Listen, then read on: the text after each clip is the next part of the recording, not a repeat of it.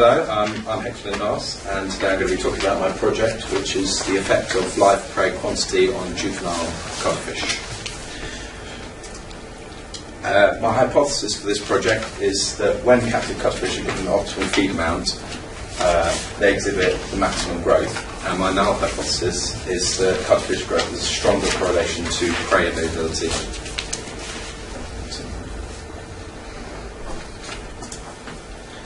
Some of the key papers I'm going to use during this test, I've named them in my handout, and I've also said why I'm using them as well. But I think the key one for me is the second one on the board, which is the effects of live prey availability on the growth and survival rates in early stages. I think this is a really good paper to use because they use very similar brood density to what I'm using. And they also use the percent per body weight feed ratio per day as their variable, which is what I'm going to be doing as well. The associated organisations that I'm going to be working with, Blue Reef Aquarium, the National Marine Aquarium, Marine Biological Association, and Plymouth University.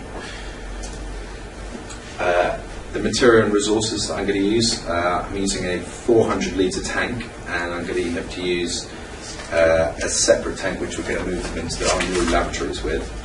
And I'm also using filtration system and protein skimmer, and also a separate tank for our shrimp, which we've been catching from the beach and introducing into the tank system, which has got an air stone in it, and we're trying to keep that as good quality water as we can to make sure that still stays within the ethical right to them.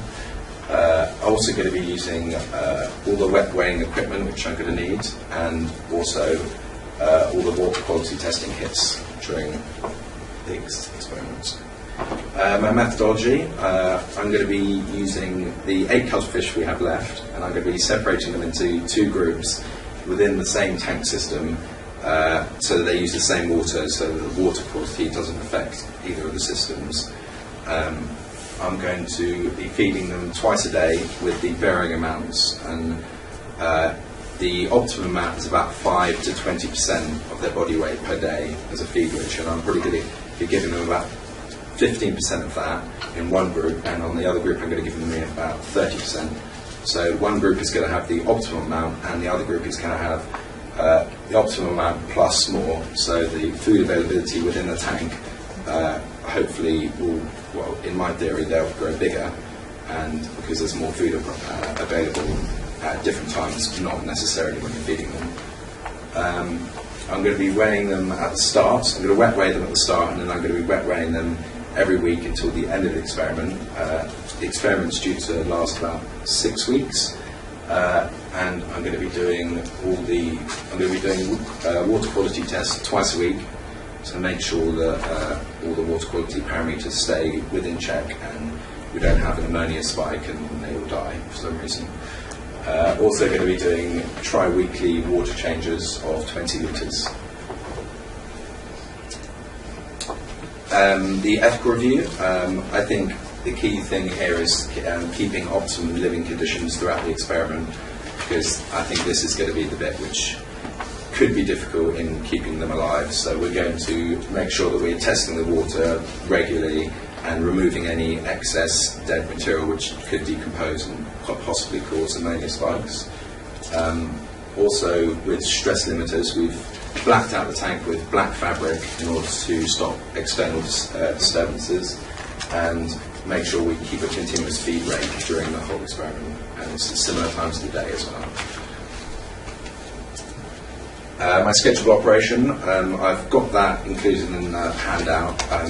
That was a bit rough, so there might be some adjustments to that over time, but I'm due to start on the 5th of January, running 6 weeks until the 23rd of January until February, yeah, and it's going to go on for 6 weeks.